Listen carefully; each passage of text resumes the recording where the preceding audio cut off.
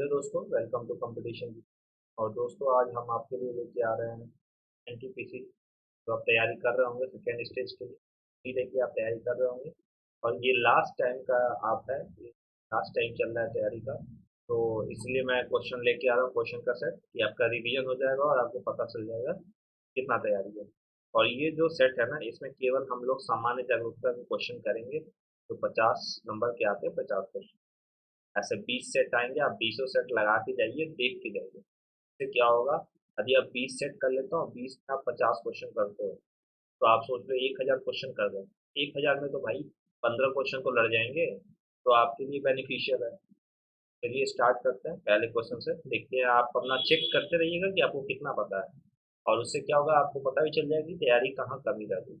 और हर क्वेश्चन को डिटेल में बताया जाएगा, बता रहा हूँ।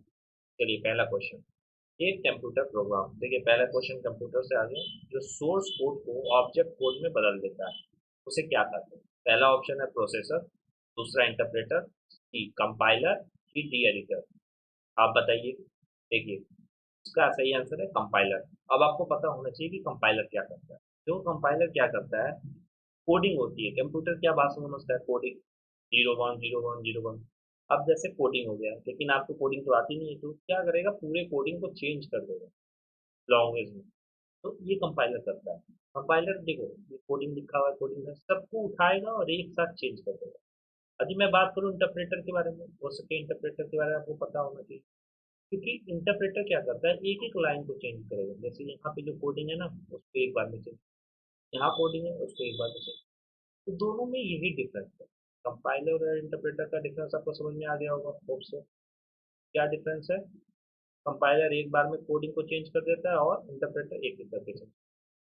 हो सके आप जो सोर्स कोड को लिखा है ना यहाँ पे, हो सके यहाँ लिख दे कि जो सोर्स कोड को एक एक करके चेंज करता है। क्या करें? ठीक है, चलिए next question. 81, R M A B दवा अपने वर्ग में दुनिया की पहली तेजी से काम करने वाली दवा जल्द ही भारत में लॉन्च होने वाली है। यह दवा किस बीमारी के काम आ रही है? तो सबसे पहले आपको पता चाहिए कि ये जो दवा है ना, इसमें छोटा मिला के पूछा कि ये एक दवा है, RAMB। ये क्या है और किस रोग से रिलेटेड? तो पहला ऑप्शन आपके पास मलेरिया रोधी दवा दवा है, कि रेबीज रोधी दवा है। देखिए, इससे रिलेटेड होगा, दवा तो उसी का होगा। ये डेंगू रोधी दवा है कि मधुमेह रोधी दवा है? ये रेबीज से रिलेटेड, रेबीज रोधी। अब आपसे मैं ये क्वेश्चन पूछता हूँ, बताइएगा कि रेबीज का खोज, जो रेबीज की दवा की खोज किसने किया था? किसने किया था? लुइस पास्चर ने। किसने? Louis Pasteur. चलो आप नोट कर लीजिएगा, लुइस पास्चर किसकी खोज किए थे? रेबीज दवा की। ये पता होना जरूरी है, क्योंकि ये भी पूछ देता है कभी कभी कि रेबीज का खोज किसने किया था। ये तो बेसिक क्वेश्चन है, आपको पता होना चाहिए। चलिए नेक्स्ट क्वेश्चन। 82, कम दूरी को वायरलेस कनेक्टिविटी की सुविधा प्रदान करता है। अब ये बताइए, कम दूरी तक मतलब अभी कम दूरी तक आपको बात करनी है तो क्या यूज करेंगे? मॉडेम, फाइबर, ब्लूटूथ की setup box, set top box. बताइए सही आंसर क्या है इसका? ब्लूटूथ क्या करता है, आप अपने मोबाइल को अपने रूम में रखते हैं और बाहर आप गाना सुनते हैं, तो क्या करता है, कम दूरी तक कनेक्टिविटी बनाए रखता है। और मॉडेम का क्या काम होता है? मॉडेम आपको नेट प्रोवाइड कराता है। जब पहले वाईफाई या आपके पास नेट नहीं थे, तो मॉडेम में सिम लगा के लोग क्या करते हैं। फायरवॉल क्या करता है?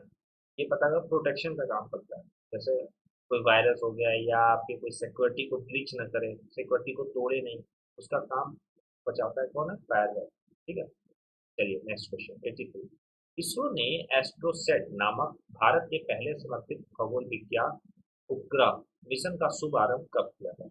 एक एस्ट्रोनॉट नामक इसरो ने स्टार्ट किया था खगोल विज्ञान, कब स्टार्ट किया था? पहला ऑप्शन है आपके पास 2012, 2013, सी 2014 और डी 2015। इसका सही आंसर है दोस्तों 2015। 2015 में इसरो ने एस्ट्रोनॉट नामक पहला समर्पित खगोलीय विज्ञान उपग्रह मिशन स्टार्ट किया था दोस्तों। ठीक है, यदि आपसे पूछ दे कि इसरो का मुख्यालय कहाँ है, तो क्या बताएंगे? इसरो का मुख्यालय कहाँ है? बेंगलुरु। याद रखिएगा।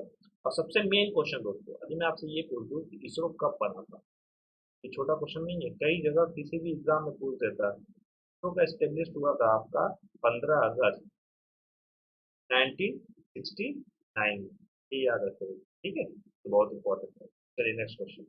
इनमें से इनमें से किस देश में सबसे छोटे सिक्के का पैसा नहीं कहा जाता? सही, पहला ऑप्शन है भारत, दूसरा पाकिस्तान, नेपाल, डी श्रीलंका। बताइए दोस्तों, इसका सही आंसर है श्रीलंका। चलिए नेक्स्ट क्वेश्चन 85। भारत आने वाले निम्नलिखित विदेशी आगंतुकों पर विचार कीजिए और बताइए कि इसमें पहले कौन आया था, पहले भारत भ्रमण करने कौन आया था। पहला ऑप्शन है अल्बोरिन फाहियान, कौन सा, और मैगस्टिनी। बताइए इसका सही आंसर क्या है। पहला आपका 4312, 431, 4231 और 1243। तो सबसे पहले दोस्तों कौन आया था, आपका पता होना चाहिए। पहले आया था मैगस्टीनीज, उसके बाद बताइए कौन आया था सबसे, उसके बाद आपके आए थे फियान, उसके बाद आपके आए थे हैंडसॉन्ग, और उसके लास्ट में आए थे अल्बुनिन। ठीक है, तो ऑप्शन नंबर डी, 4231। ठीक है, नेक्स्ट क्वेश्चन। तुगलक वंश में दिल्ली सल्तनत का अंतिम शासक कौन था? अब देखिए ये हिस्ट्री से पूछ दिया। पहला ऑप्शन है क्या, फिरोज शाह तुगलक जी थे, यासुद्दीन तुगलक दो, मोहम्मद शाह तुगलक की नसरत शाह। बताइए सही आंसर क्या है दोस्तों, वीडियो को पॉज करके बताइए। सही आंसर है दोस्तों मोहम्मद शाह तुगलक। देखिए वीडियो को पॉज करके आप सुनेंगे ना और थोड़ा दिमाग लगाएंगे तो कभी भूलेंगे ही नहीं आप क्या होना था। और एक चीज याद कर लीजिए, ये पूछा है दिल्ली सल्तनत का अंतिम शासक कौन, और आपसे मैं पूछूं कि तुगलक वंश का अंतिम शासक कौन था, ये भी क्वेश्चन पूछता है कि तुगलक वंश का अंतिम शासक कौन था, तो क्या बताएंगे। अंतिम शासक थे नसीरुद्दीन मोहम्मद तुगलक। याद कर लीजिए नाम, मैं फिर से बोल रहा हूँ, नसीरुद्दीन मोहम्मद तुगलक। सॉरी दोस्तों। चलिए 87। इनमें से कौन से जोड़े का सही मिलान नहीं। आपको देखिए ये क्वेश्चन में क्या है कि पहला पूर्ण स्वराज संकल्प 1929 में आया था, सरदार भगत सिंह को फांसी कब दी गई थी, 1931। आपको ऐसे ही चार ऑप्शन है और बताना है कौन सा मिलान सही नहीं। तो चलिए सबसे पहले हम याद करते हैं, पहला से स्टार्ट करते हैं। पूर्ण स्वराज संकल्प 1929 में आया था, ऑफ कोर्स एकदम सही है आपका। बी, सरदार भगत सिंह को शहादत कब हुआ था, 1931। सही है। कांग्रेस सोशलिस्ट पार्टी का गठन 1938, ये गलत है, 1938 में नहीं हुआ था। ठीक है, तो ये गलत है, बट आपका आंसर क्या है, यही आंसर है, क्योंकि इन्होंने क्या बोला है, मिलान नहीं है। और शिमला सम्मेलन 1945। एक ऑप्शन से आपको क्या क्या याद हो गया, पूर्ण स्वराज संकल्प भी याद हो गया कौन थे, और सरदार भगत सिंह को शहादत कब मिली थी ये भी देख लीजिए, और शिमला सम्मेलन कब हुआ था ये भी याद कर लीजिए। ठीक है, चलिए नेक्स्ट क्वेश्चन। अब इसको आपको मैच द कॉलम दिया है, आपको बताना है कि इसको मैच करना है। पहला ऑप्शन है जबलपुर से, क्या इसमें बताइए, रावी, नर्मदा, सींध, टेमस। आपको इसमें से मिलान करिए, बताइए। तो वीडियो को पॉज करके मिलान करने की कोशिश करिए। देखिए मैं आपको बता दूं कि जबलपुर से आपको ना नर्मदा नदी के किनारे, किस नदी के किनारे है, नर्मदा नदी। चलिए तो दो से मिलाइए। फिर जो आपका पेरिस है वो सीन नदी के किनारे है, क्या नदी, सीन नदी, तो सीन किस पे, तीसरे पे। और जो लंदन की बात करूँ आपकी, तो लंदन टेमस नदी के किनारे है। लंदन किस किनारे है, तो टेमस। देखिए 2 3 4 है कहीं, 2 3 4 2 3 4 2 3 4, पहला है ऑप्शन है तो 88 का। और जो बाकी बच गया लाहौर, तो रवि नदी के किनारे। कभी कभी ऑप्शन से भी खेलना चाहिए आपको। क्षेत्रफल के अनुसार देखिए, ये बहुत इंपॉर्टेंट क्वेश्चन है। क्षेत्रफल के अनुसार भारत के बड़े राज्य इनमें से कौन से हैं? सबको बताना है कि बड़े राज्य में से क्षेत्रफल क्या रहता है, तो आपको बताना है। पहला ऑप्शन है आपके पास राजस्थान, महाराष्ट्र, मध्य प्रदेश। तो ऑप्शन मध्य प्रदेश, राजस्थान, महाराष्ट्र। तीसरा महाराष्ट्र, राजस्थान, मध्य प्रदेश। और डी मध्य प्रदेश, महाराष्ट्र, राजस्थान। चलिए बताइए। लेकिन सबसे ज्यादा जो आपका क्षेत्रफल है वो राजस्थान का है दोस्तों। और राजस्थान का मैं बता दूं आपको क्षेत्रफल कितना है, तो 3,42,46। वैसे ही आपको वैल्यू याद करने की जरूरत नहीं है, वैल्यू कहीं नहीं पूछता है। ठीक है, सबसे पहले सबसे बड़ा आपके पास राजस्थान है, उसके बाद मध्य प्रदेश, राजस्थान, मध्य प्रदेश, उसके बाद महाराष्ट्र, और उसके बाद आपका आता है उत्तर प्रदेश। तो देखिए कोई ऑप्शन, देखिए राजस्थान, उसके बाद महाराष्ट्र, उसके बाद मध्य प्रदेश, सबसे बड़ा यही है। ठीक है। अब इसमें बात करेंगे मध्य प्रदेश, राजस्थान, महाराष्ट्र, ये गलत हो गया, महाराष्ट्र पहले ही है ही नहीं। मध्य प्रदेश में सबसे बड़ा कौन सा है? तो राजस्थान। ठीक है, ये याद रखिए। और मैं आपको एक चीज बता दूं, आपको नॉलेज के लिए, कि जो राजस्थान का जो क्षेत्रफल है ना, वो लगभग जर्मनी देश के क्षेत्रफल के बराबर है। ये याद रखिएगा। और राजस्थान का जो पूरा क्षेत्रफल भारत का 10.41 समथिंग परसेंटेज है, अकेले। कितना? 10.41%। यदि वित्त मंत्री, फाइनेंस मिनिस्टर, लोकसभा में वार्षिक बजट पारित करने में असफल रहते हैं, तो प्रधानमंत्री से क्या अपेक्षा है? बताइए। तो दिमाग का क्वेश्चन है। पहला क्वेश्चन आंसर है आपका, इस्तीफा देने के लिए वित्त मंत्री को मजबूर करना, अपने मंत्रिमंडल को इस्तीफा पेश करने को कहेंगे। आइए ऊपर देखते हैं क्या है। इस संसद के दोनों सदनों का संयुक्त सत्र बुलाना, कि अन्य मंत्रियों द्वारा दूसरे कैबिनेट का गठन करना। तो इसका सही आंसर है दोस्तों बी, अपने मंत्रिमंडल का इस्तीफा पेश करने को बोलेंगे। भाई जब बजट पास नहीं हुआ तो वो बोलेंगे आप इस्तीफा दे। चलिए 91। देखिए फिजिक्स से आ गया। इसके द्वारा, के द्वारा अब ये बताना है, प्रतिरोध को मापा जा सकता है। बताइए प्रतिरोध किसके द्वारा मापा जा सकता है? एमीटर, वोल्ट मीटर, ओम मीटर, या वाट मीटर? बताइए। इसका सही आंसर है दोस्तों ओम मीटर एवं प्रतिरोध सेतु। तो प्रतिरोध को किससे नापते हैं? ओम मीटर से। यदि मैं पूछूं कि वोल्ट मीटर से, जो यहाँ पे बी ऑप्शन दिया है कि वोल्ट मीटर से क्या नापते हैं, बताइए। वोल्ट मीटर से क्या नापते हैं? विभवांतर। क्या? विभवांतर। यदि डायनमो से बात करें तो क्या करेंगे? तो डायनमो के द्वारा हम क्या करते हैं? यांत्रिक ऊर्जा को विद्युत ऊर्जा में रूपांतरण करते हैं। ये तीन चीज याद कर लीजिए, क्या क्या? वोल्ट मीटर के द्वारा विभवांतर को मापते हैं, ओम मीटर के द्वारा प्रतिरोध को मापा जाता है, और डायनमो क्या काम करती है? यांत्रिक ऊर्जा को विद्युत ऊर्जा में रूपांतरण करती है। ठीक है। पूरा डिटेल में बता रहा हूँ, ध्यान से सुनिएगा एक एक चीज, तो क्वेश्चन बहुत इंपॉर्टेंट है, कहीं से भी पूछ देगा। और मैं वादा करता हूँ ना, आप ये 20 सीरीज लगा गए ना, तो आपका बेसिक सब कुछ कंप्लीट हो जाएगा इसी में। और टिकटो आप इसमें से देखिएगा क्वेश्चन आएगा एज इट इज। चलिए 92। वायु प्रदूषण के मामले में वनस्पति का सबसे अधिक प्रभावित होने वाला हिस्सा होता है।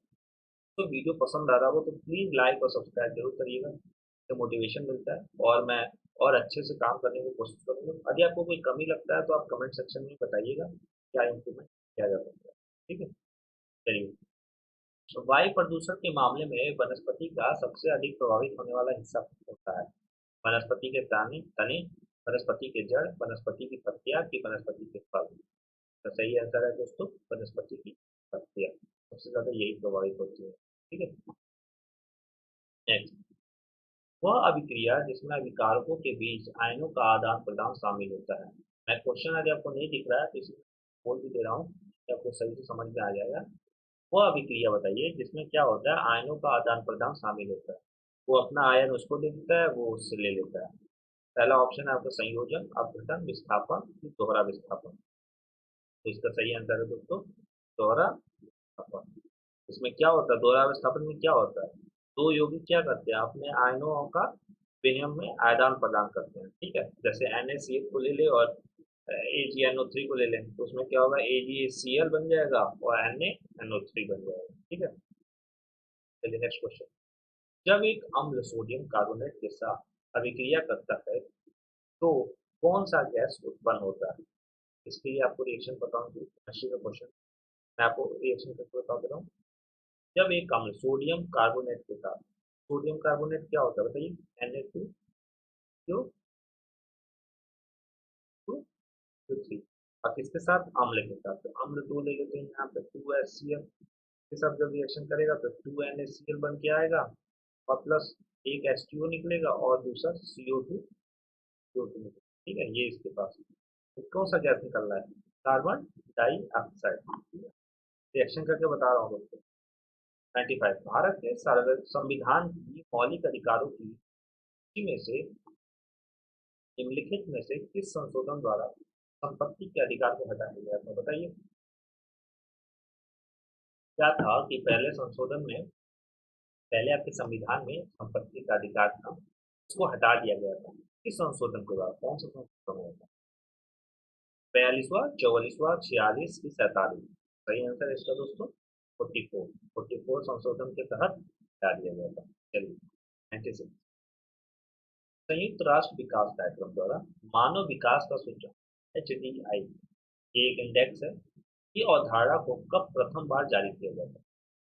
बता रहा है कि जो संयुक्त राष्ट्र विकास के तहत HDI को कब लाया गया था, बताइए। संयुक्त राष्ट्र विकास को क्या बोलते हैं? UNDP का नाम सुने होगा, मिलन होगा तो मैं याद कर, UNDP, United Nation Development Programme, ठीक है। चलिए 1990, 1991, 1993, 1995 का सही आंसर है दोस्तों 90। ठीक है। और 2020 के तहत जो इंडिया का जो रैंकिंग था HDI में, वो था 189। Next question 97। तारापोर समिति निम्नलिखित में से किससे संबंधित थी? पहला ऑप्शन है आपके पास विशिष्ट आर्थिक जोन, पूर्व पूंजीगत खाते की परिवर्तन नीति, भारतीय अर्थव्यवस्था पर तेल कीमतों का प्रभाव, की विदेशी मुद्रा आरक्षित निधि। तो इसका सही आंसर है दोस्तों बी, पूर्व पूंजीगत खाते की परिवर्तन नियम, ठीक है। 98। पद बोए की, ठीक है, इनमें से किससे संबंधित है? आपको जो ये वर्ड है ना, ये बोगी, बोगी बोलिए या बोगी है बोलिए, जैसे आपको बोलना हो बोलिए, किससे रिलेटेड है? पूछ रहा है किस खेल से रिलेटेड है? टेनिस, गोल्फ, बेसबॉल, शतरंज? इसका सही आंसर है दोस्तों गोल्फ, गोल्फ से संबंधित है। गोल्फ में बहुत सारे भी ऐसे नाम होते हैं, जैसे आप फुटहॉल का नाम आता है तो वो भी वही है, दिवाली का नाम आता है वो भी उससे रिलेटेड है, लिम्स, यदि आप लिम्स पूछता है, लिम्स किससे रिलेटेड है, वो भी किससे रिलेटेड है? गोल्फ का। जैसे आप स्विमिंग का सुने होंगे, स्विमिंग में क्या होता है, जैसे लोग बोलते हैं एक स्ट्रोक, क्रॉल, ब्रेस्ट, ये सब स्विमिंग में आता है। शूटिंग में क्या होता है? बुल्स आई। चलिए नेक्स्ट। अलग अलग भौतिक गुणों और अलग अलग रूपों का प्रदर्शन करने वाले परंतु एक समान रासायनिक गुणों वाले तत्वों की क्षमता को क्या कहा जाता है, बताइए। अपरूपता, अनुनादार, अनुनाद, नम्यता, चालकता, बताइए। इसका सही आंसर है दोस्तों अपरूपता, ठीक है। चलिए, क्योंकि जैसे कार्बन के दो अपरूप होते हैं, जैसे हीरा एवं ग्रेफाइट, ठीक है, तो वैसे ही पूछ रहा है कि अलग अलग भौतिक गुण अलग अलग रूपों का प्रदर्शन करने वाले परंतु एक समान रासायनिक गुणों वाले तत्वों की क्षमता को क्या है? तो बोलते हैं अपरूपता, ठीक है। समझ में आया? आज मैं आपसे पूछूंगी, चलिए क्वेश्चन पूछता हूँ, कमेंट सेक्शन में बताइएगा। कार्बन की बात हुई है तो बताइए कार्बन का परमाणु संख्या कितना है? और ये भी बता दीजिएगा किस ब्लॉक के एलिमेंट में आता है। यदि आपको पता है तो बताइएगा, यदि पीरियोडिक टेबल आप पढ़े होंगे तो किस ब्लॉक के एलिमेंट में आता है ये जरूर बताइए। बेंजीन के एक अणु में होता है, अब बताना है बेंजीन का फॉर्मूला, सबसे पहले आप जान लीजिए क्या होता है, 6H6, ये याद कर लीजिए हो सके। अब यहाँ क्वेश्चन क्या पूछा है, बेंजीन एक अणु में क्या क्या होता है? 9 एकल बंद होता है, 3 दोहरा बंद होता है, कि 12 एकल बंद होता है, 3 दोहरा बंद, कि 9 एकल बंद और 6 दोहरा बंद, कि 12 एकल बंद 6 दोहरा बंद। तो मैं आपको फिगर के द्वारा समझाता हूँ, छोटे में फिगर बनाता हूँ, आप समझिएगा। यहाँ पे मैं बनाता हूँ, देखिए क्या होता है, C6 लिखा है। अब मैं 6 पहले सी बनाऊंगा। सबसे पहले यहाँ डबल बॉन्ड से सी जुड़ता है, फिर यहाँ पे एक सिंगल बॉन्ड से, फिर यहाँ डबल बॉन्ड सी, फिर सिंगल बॉन्ड सी, फिर डबल बॉन्ड सी और इससे सिंगल। और हर सी से एक एक एच को आप जोड़ दो, एक एक एच को मैं जोड़ दिया यहाँ पे मैंने एच को जोड़ दिया, ठीक है। अब क्या होता है, अब आपसे एच में पूछ रहा है कि जो डबल बॉन्ड है वो कितने हैं, यानी आप डबल बॉन्ड कितने हैं, तो आपको डबल बॉन्ड कितने मिल रहे हैं बताइए? 6, 6 मिल रहे हैं, बताइए। दो, दो चार, दो छः, कितने डबल बॉन्ड? 6। और एकल कितने हो गए? तो बाकी के लीजिए, 1 2 3 4 5 6, और बाकी अंदर 4, 6 6 12, कितना हो गया? 12 एकल बंद और 6 दोहरा बंद, ठीक है। नहीं यार, गलत तुम लोग देखिए, यहाँ पे कितने हैं दोहरा, कितने हैं? 3, 1 2 3, ठीक है। तो 3 कितने हो गए दोहरा बंद और 12 एकल बंद, इसका सही आंसर होगा दोस्तों 3। चलिए, गलती हो जाती मैं भी ध्यान नहीं दिए। 101 निम्नलिखित में से कौन सा एक जीवाश्म ईंधन नहीं है? अब बताना है कि जीवाश्म ईंधन इसमें से कौन सा नहीं है। ठीक है, चलिए पहला ऑप्शन है कोयला, liquid petroleum gas, petrol, bio diesel. तो इसका सही आंसर है दोस्तों बायो डीजल। बाकी क्या है, प्राकृतिक जीवाश्म ईंधन बताना है, तो इसमें बायो डीजल नहीं। ठीक है, 102 एक लड़के ने चंपा वृक्ष की एक शाखा तोड़ी और उसे रोपित कर दिया। जल्द ही शाखा ने जड़ पकड़ी और वृद्धि शुरू कर दी। मतलब कहने का मतलब ये है कि एक चंपा वृक्ष था जो चिपक जाता है, उसका एकदम से तोड़ा और उसको फिर से लगा दिया एक गमले में। तो बताइए कि इस टाइप के प्रजनन को क्या बोलते हैं। पहला है सूक्ष्म प्रजनन, यौन प्रजनन, अलैंगिक प्रक्रिया संबंधी प्रजनन की कृत्रिम प्रजनन। बताइए, सही आंसर है दोस्तों इसका अलैंगिक प्रक्रिया संबंधी प्रजनन। ठीक है, ये क्या करता है कि एक प्रकार का ये अलैंगिक प्रजनन है। इसमें क्या करता है कि वनस्पति अपने तने और पत्ती से ही हिस्से के माध्यम से क्या कर लेती है, प्रजनन स्टार्ट कर देती है। ठीक है, और अभी मैं पूछूं कि अमीबा में किस टाइप का विखंडन होता है, तो आपको पता होना चाहिए बाइनरी विखंडन होता है। ये भी एक टाइप का अलैंगिक प्रजनन ही होता है। ठीक है दोस्तों, चलिए नेक्स्ट।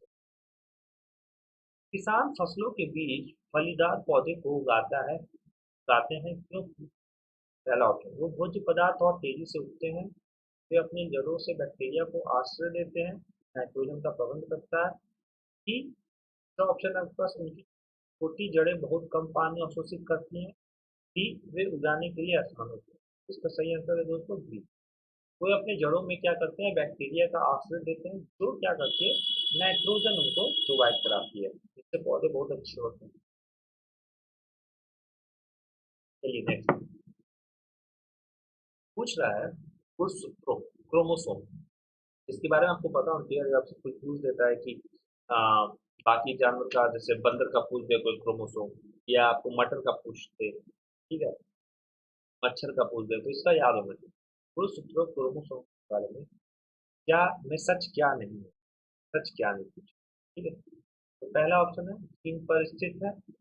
बी कोशिका विभाजन के पहले प्रत्येक गुणसूत्र दो क्रोमो से बने हैं, वे यूकेरियोट्स में नाभिक के अंदर स्थित है।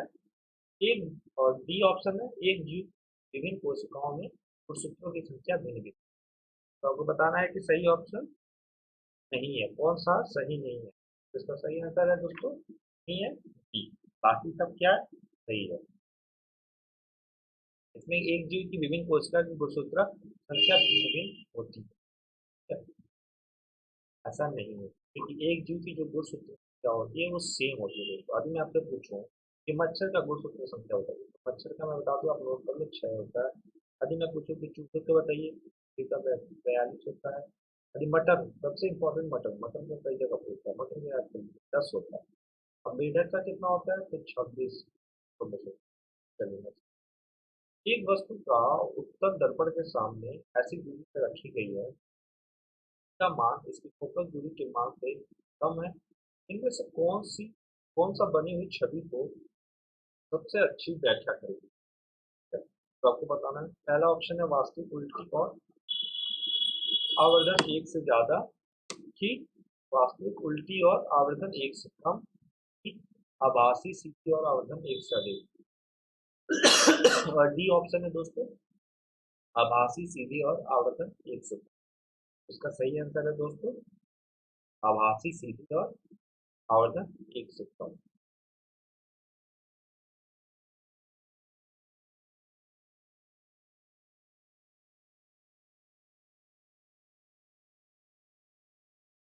चलिए 106 प्रवासी प्रवासी भारतीय दिवस 2021 का विषय क्या था।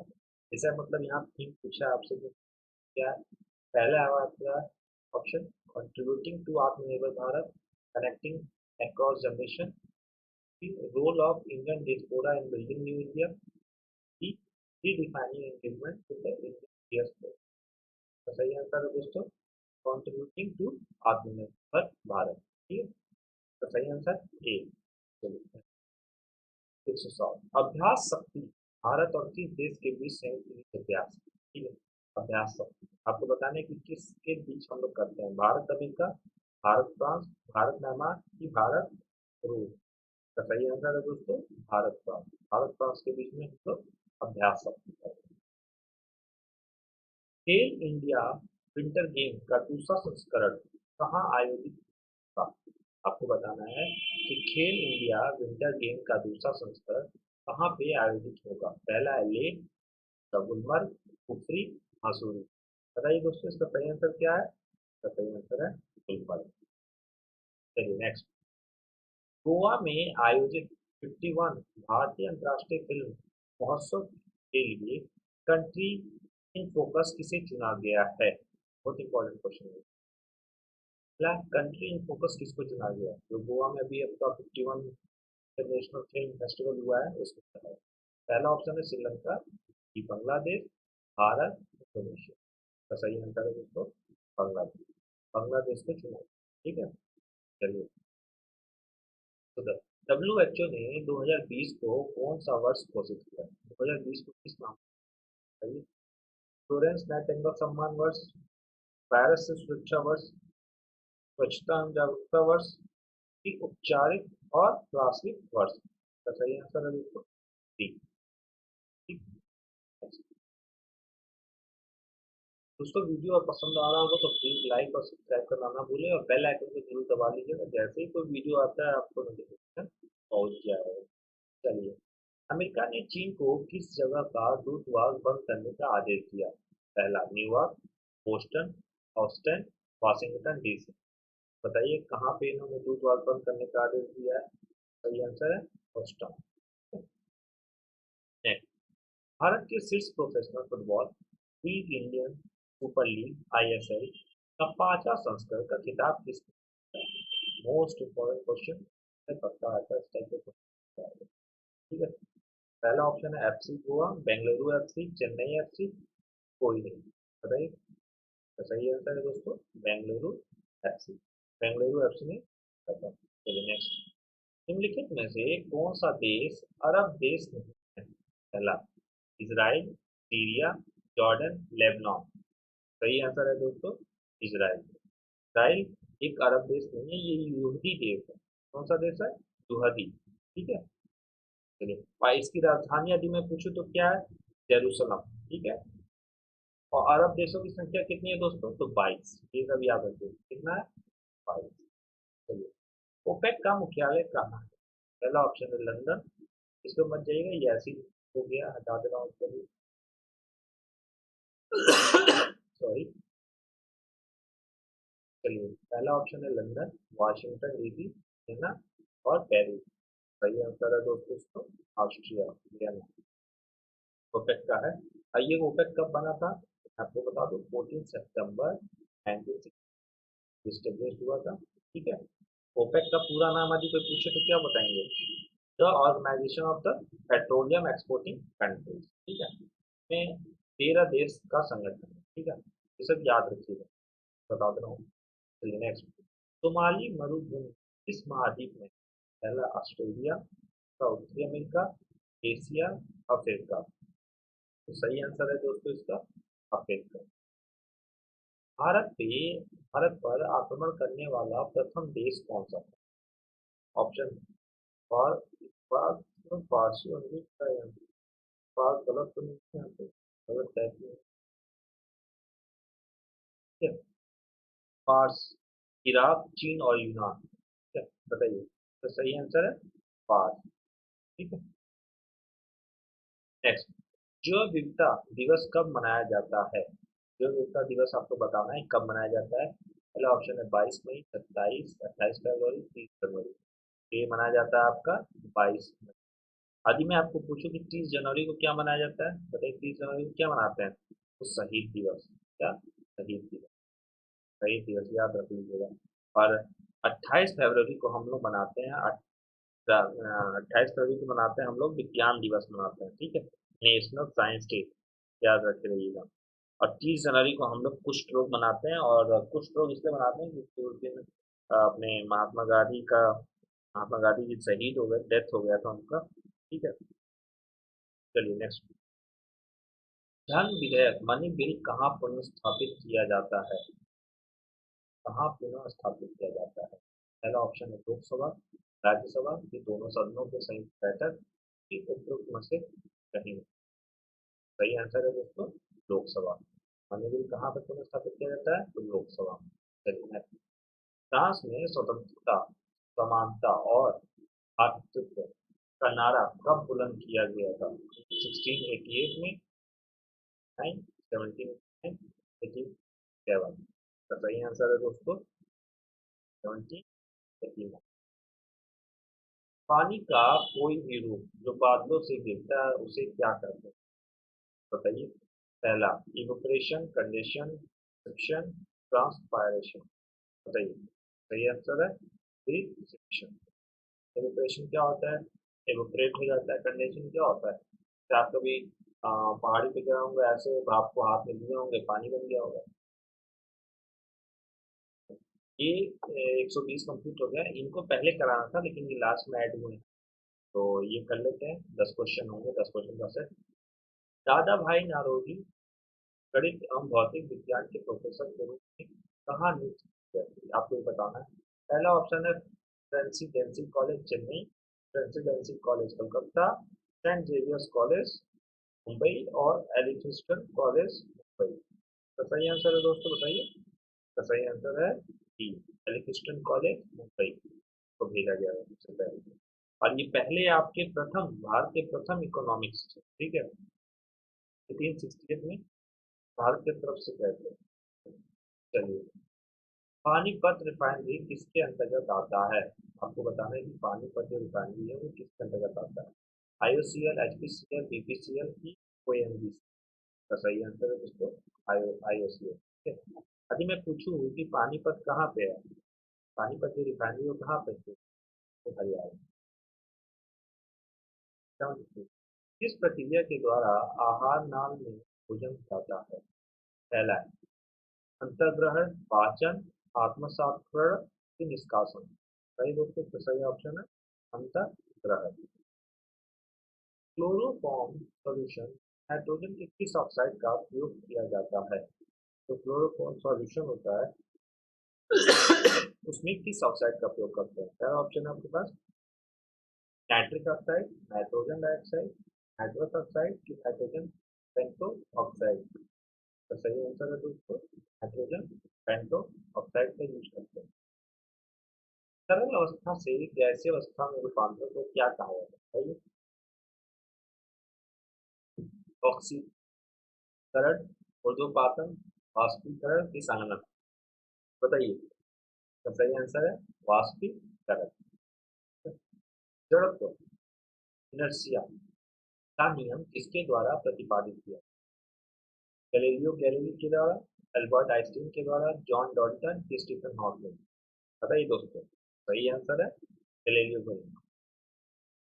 गैलीलियो गैलीली उन्होंने बताया था कि जो इनर्शिया होता है ना दोस्तों, इनर्शिया प्रोपोर्शनल मास होता है ना। मास जितना आपका वजन उसका ज्यादा होगा, मास ज्यादा होगा, उतना इनर्शिया भी ज्यादा होगा। ये याद कर लीजिए। नेक्स्ट, जहाँ की गति के बारे में निम्नलिखित में से कथन में कौन सा सत्य है? एक ग्रह की कक्षा दो केंद्र बिंदु जैसे एक में सूर्य के साथ अंडाकार है। बी, एक ग्रह की कक्षा केंद्र में सूर्य के साथ गोलाकार है। सॉरी, एक ग्रह की कक्षा दो केंद्र बिंदु में से एक में किसी अन्य ग्रह के साथ अंडाकार है। डी, एक ग्रह की कक्षा केंद्र में किसी अन्य ग्रह के साथ गोलाकार। तो बताइए इसका सही आंसर क्या है? तो सही आंसर है दोस्तों ए, एक ग्रह की कक्षा दो केंद्र बिंदु में से एक में सूर्य के साथ अंडाकार है। चलिए, ये क्वेश्चन मैं आपको बता चुका हूँ। कुष्ठ रोगी दिवस कब मनाते हैं? चलिए बताइए, कमेंट सेक्शन में लिख के बताइएगा। मैं पहले भी बता चुका हूँ क्वेश्चन। 79, रामसार के अंतर्गत भारत में आर्द्र भूमि स्थलों की संख्या क्या है? 35, 40, 42, 45। तो सही आंसर है इसका दोस्तों 42। दोस्तों वीडियो में फिनिश करता हूँ। आपके टोटल 50 क्वेश्चन हो चुके हैं। यदि वीडियो पसंद आएगा प्लीज शेयर और सब्सक्राइब करना ना भूलें और आगे के लिए बने रहिए, देखते रहिए कंपटीशन की दुनिया। ओके दोस्त, जय हिंद, जय भारत।